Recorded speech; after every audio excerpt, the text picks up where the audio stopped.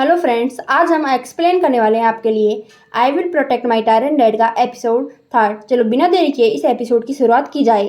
CN की यादों के अनुसार डचेस लुकेला मिरमोड लुकेला ने चोरों के उस गिरोह को नीची नजरों से देखा जिसका उसने नरसंहार किया था। इस भयावह दृश्य में जीवन का कोई नामो निशान नहीं था। उसने बच्चों को गुप्त मार्ग से भागने में मदद की थी। मिरमोर परिवार में किसी को भी इस बात का एहसास नहीं था, क्योंकि भला कौन ऐसे मैजिक टावर के क्रूर शासक से ऐसी दया की कल्पना कर सकता है। एक ऐसा ही एक अंश था। सीएन ने उपन्यास पढ़ा था। उसे बच्चों से बहुत लगाव है। बेशक सभी बच्चे डचेस से डरते थे। अन्य दुष्ट परिवार के बच्चे उसे दुष्ट जादूगरनी कहते थे। उससे दूर भागने में ही व्यस्त रहते थे। तथापि सीएन कहती है, ग्रैनी मुझे आपसे मिलना था। ग्रैनी आप भी मुझसे मिलना चाहती थी, गंभीर स्वभाव देती हुई सी ग्रैनी। सीएन को तो तोते उड़ जाते हैं। इसका चार्म अब यहाँ पर काम नहीं आया। ये कहती है, मैं डचेस मिरमोड हूँ, शीर्ष जादूगर टावर की शासक। मैं ऐसी कोई महिला नहीं हूँ जिसे आप यूं ही दादी कह सके।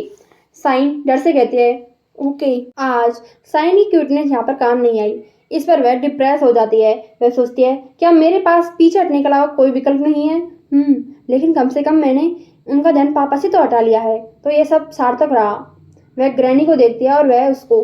ग्रैनी मुस्कुराते हुए कहती है, तुम काफी लापरवाह हो ना। मन में साइन सोचती है, मुझे डांट भी पड़ी। साइन कहती है, आई एम सॉरी।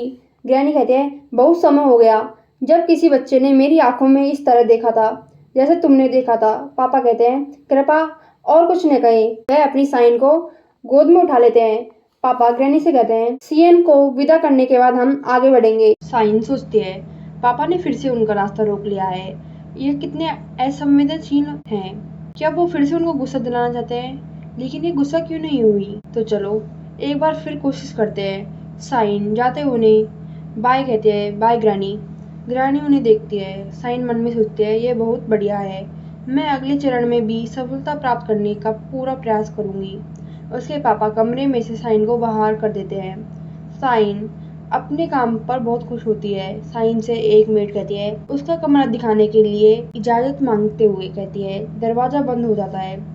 उसके पापा गंभीर हो जाते हैं। ग्रैनी कहती है, साइन यही नाम था ना? मुझे याद है जब वह बिल्कुल बच्ची थी, लेकिन अब वह बड़ी हो चुकी है।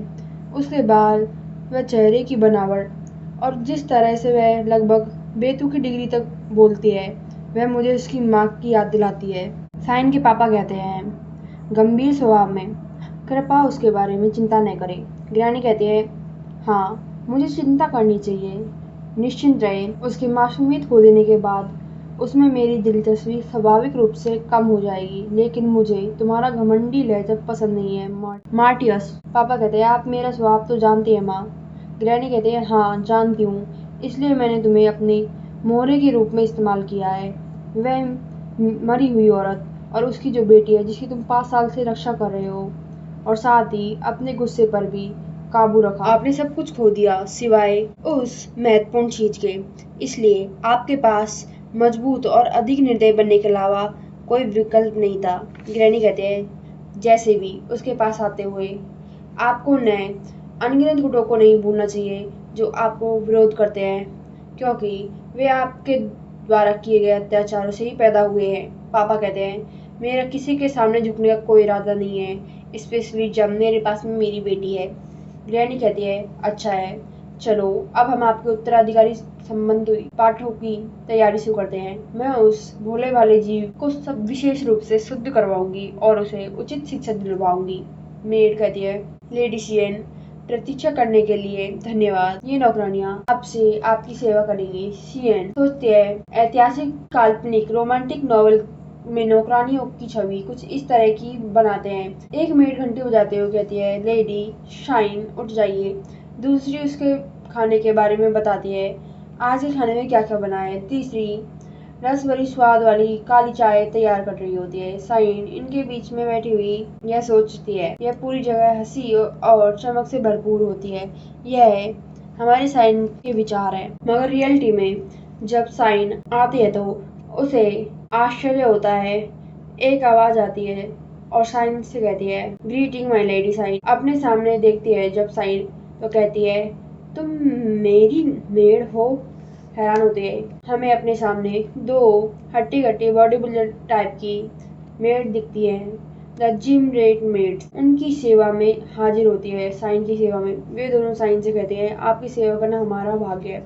साइन कहती है, तो ऐसा लगता है एक दुष्ट परिवार की नौकरानियां भी एक अलग स्तर की है। साइन उनसे कहते हैं, आपसे मिलकर अच्छा लगा, आप ऐसा कर रहे हैं प्रभावशाली है। मन में सोचते साइन, हिम्मत मत हारो, मैं अब भी तुमसे ऊंचे पद पर हूँ।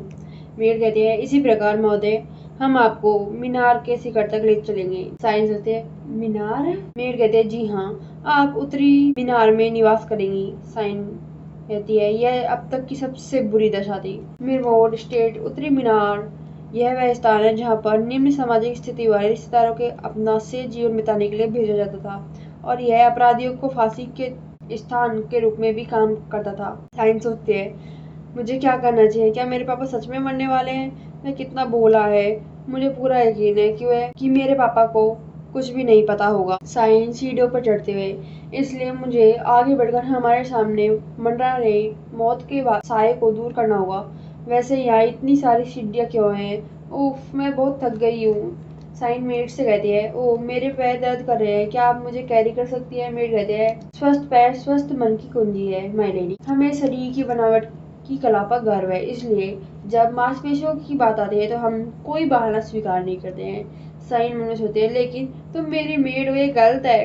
साइन की हालत ऐसी हो रही होती है, कहते हैं, ओह ये अगर कितना बुरा है, मेरी क्यूटनेस काम नहीं आई यहाँ पर, मुझे क्या करना चाहिए? उफ, मैं तो थक गई हूँ। मेड कहती है, यह आपका कक्ष है। वह पूरा कक्ष ही बहुत ही गंदा होता है, एकदम डटी डटी। सफाई का काम अभी पूरा नहीं हुआ है। वह कह रही होते हैं, कल तक मैं पूरा करवा दूंगी।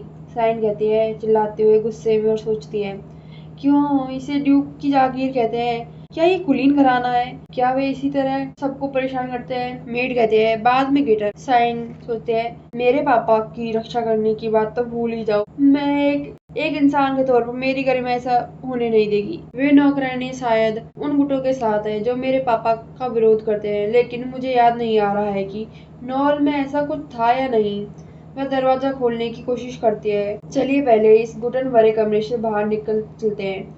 अगर मैं यहाँ हूँ तो कोई योजना सूझ नहीं सकती। उसके हाथ में कुछ चिपचिपी सी गंदगी लग जाती है। वह उसे देखती है और डेंजरस स्माइल देती है। मुझे आइडिया मिल गया। तो हमारा यह एपिसोड यहीं पर खत्म होता है। तो थैंक्स फॉर वॉचिंग।